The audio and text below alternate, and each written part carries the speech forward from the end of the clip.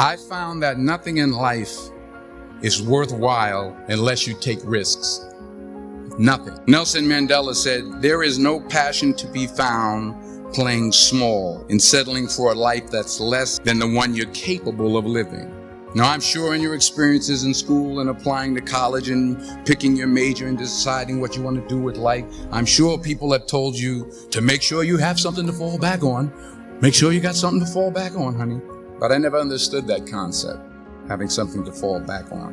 If I'm going to fall, I don't want to fall back on anything. I want to fall forward. I figure at least this way I'll see what I'm going to hit. Without consistency, you'll never finish. So do what you feel passionate about. Take chances. Don't be afraid to fail. There's an old IQ test, was 9 dots, and you had to draw 5 lines with a pencil within these 9 dots without lifting the pencil. The only way to do it was to go outside the box.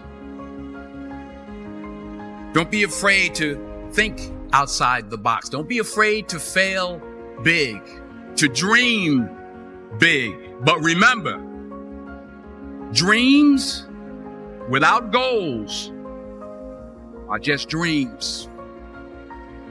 Reggie Jackson struck out 2,600 times in his career, the most in the history of baseball. But you don't hear about the strikeouts. People remember the home runs, fall forward. Thomas Edison conducted 1,000 failed experiments. Did you know that? I didn't know that.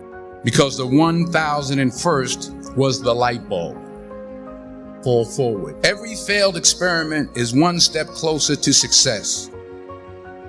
You've got to take risks, and I'm sure you've probably heard that before, but I want to talk to you about why that's so important. You will fail at some point in your life. Accept it. You will lose.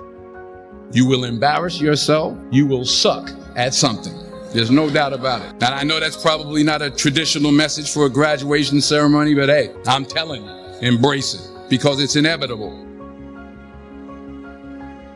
In the acting business, you fail all the time. Early on in my career, I auditioned for a part in a Broadway musical. Perfect role for me, I thought, except for the fact that I can't sing. I didn't get the job. But here's the thing. I didn't quit. I didn't fall back. I walked out of there to prepare for the next audition and the next audition and the next audition. I prayed. I prayed and I prayed. But I continued to fail and fail and fail. But it didn't matter because you know what? There's an old saying, you hang around the barbershop long enough, sooner or later you're going to get a haircut. So you will catch a break, and I did catch a break. Last year, I did a play called Fences on Broadway. But here's the kicker. It was at the Court Theater. It was at the same theater that I failed that first audition 30 years prior. The point is, every graduate here today has the training and the talent to succeed. But do you have the guts to fail? If you don't fail, you're not even trying. I'll say it again. If you don't fail, you're not even trying. To get something you never had, you have to do something you never did. Just imagine you're on your deathbed, and standing around your deathbed are the ghosts representing your unfulfilled potential. The ghost of the ideas you never acted on. The ghost of the talents you didn't use. And they're standing around your bed, angry, disappointed, and upset. They say, we came to you because you could have brought us to life, they say. And now we have to go to the grave together. So I ask you today, how many ghosts are going to be around your bed when your time comes? I just got back from South Africa. It's a beautiful country, but there are places there with terrible poverty that need help. And Africa is just the tip of the iceberg. The Middle East needs your help. Japan needs your help. Alabama needs your help. Tennessee needs your help. Louisiana needs your help. Philadelphia needs your help. The world needs a lot, and we need it from you. We really do. We need it from you young people. I mean, I'm not speaking for the rest of us up here, but I know I'm getting a little grayer. We need it from you, the young people, because remember this. You got to get out there. You got to give it everything you got, whether it's your time, your talent, your prayers, or your treasures. What are you going to do with what you have? I'm not talking about how much you have.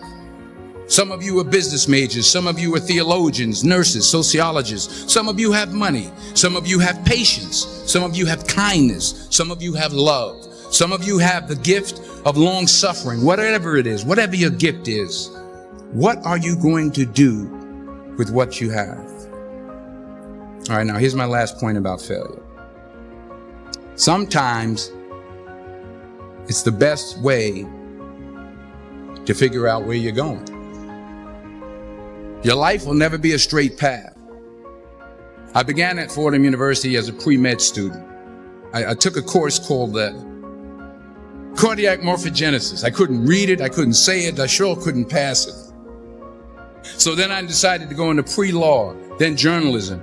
And with no academic focus, my grades took off in their own direction.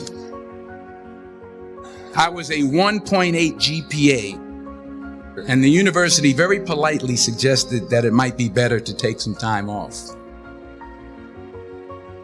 I was 20 years old. I was at my lowest point. And then one day, and I remember the exact day, March 27th, 1975, I was helping my mother in her beauty shop. My mother owned a beauty shop up in Mount Vernon. And there was this older woman who was considered one of the elders in the town. And I didn't know her personally, but I was looking in the mirror, and every time I looked at the mirror, I could see her behind me, and she was staring at me. She just kept looking at me. Every time I looked at her, she kept giving me these strange looks. So she finally took the dryer off her head and she said something I'll never forget. She said, "Young boy, I have a prophecy, a spiritual prophecy."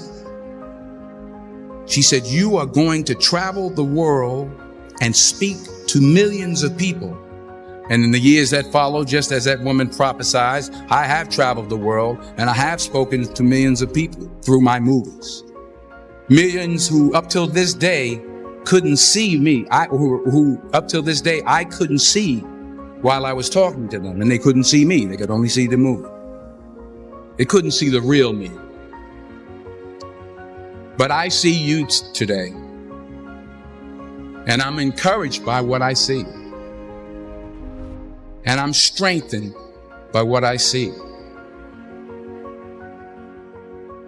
Because taking risk is not just about going for a job.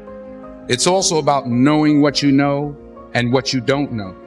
It's about being open to people and to ideas. The chances you take, the people you meet, the people you love, the faith that you have, that's what's going to define you. Never be discouraged. Never hold back. Give everything you got. And when you fall throughout life, remember this: fall forward.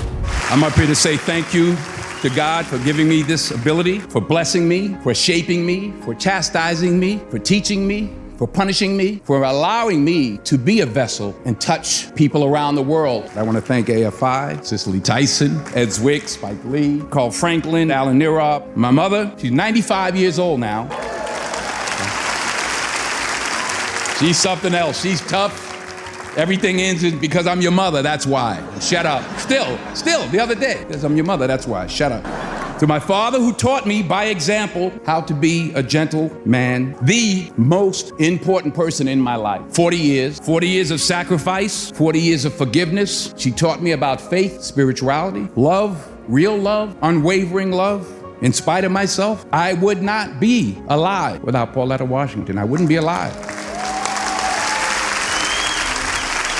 Small minds discuss other people, gossip. Good minds discuss events. Great minds discuss ideas. I was Eleanor Roosevelt. I was also Pauletta's father, my father-in-law. He was a great man. He taught me so much about what being a man really is. I want to end the night with a short video that we recorded of Pauletta's father 30 years ago that my son, Malcolm, gave me, an AFI graduate. Just a short 30-second video, and this is what Pauletta's father had to say 30 years ago. We were put here for a reason. God created man, and God intends for us to love all mankind. And by being in a loving mood, caring for one another, that's our purpose for life. We should care for one another, and we should love one another. In this Twitter tweet meme, mean world that we've created for our children, the least we can do is consider what we've done and think about the young people, the future, and individually, collectively do the best we can to try and turn this thing around. I blame no one. I look in the mirror. On the other side of it, what an opportunity we have, because tomorrow's the first day of the rest of our lives. So what an opportunity we have to practice what he preached. Good night.